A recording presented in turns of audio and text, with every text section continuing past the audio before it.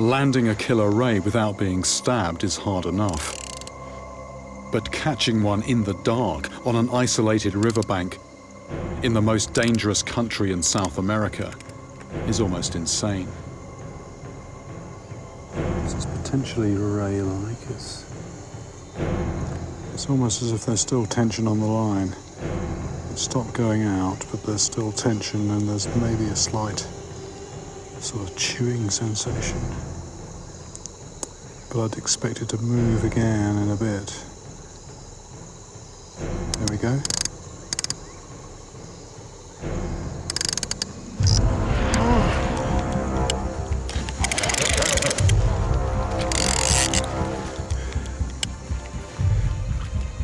Yeah, it is a ray. It's definitely a ray.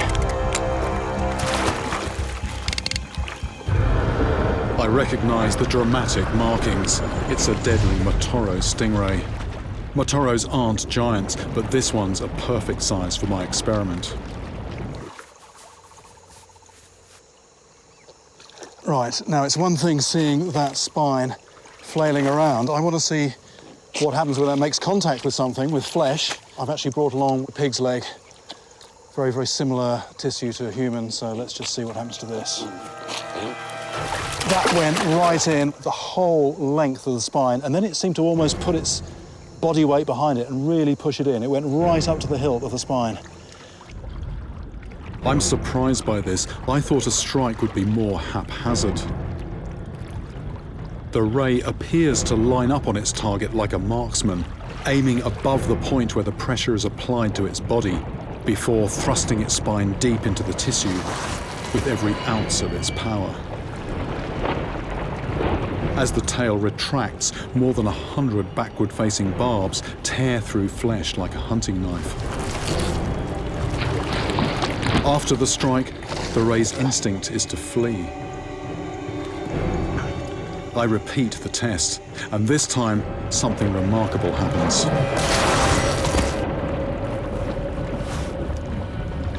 That hasn't come out.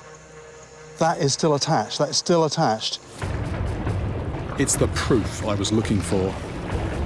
A ray's spine can stay embedded in its victim. There's obviously a certain random element here. If it goes in a certain place, it's going to come out. If it goes in another place, it's going to come out. Once in a while, though, it's going to get stuck on something, stuck on a bit of tissue, and it's not going to come out.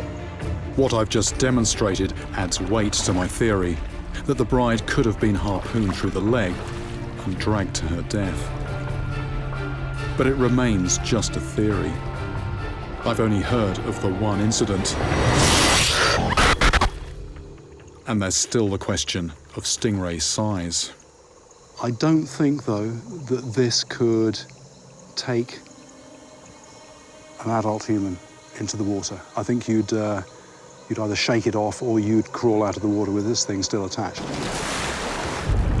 To prove beyond reasonable doubt that a stingray could have killed the honeymoon bride, I must catch a ray with a long spine that's big enough and powerful enough to drag a woman to her death.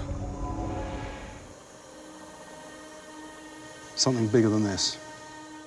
Norwegian skate. This bizarre creature of the fjord floor was first described here in Trondheim.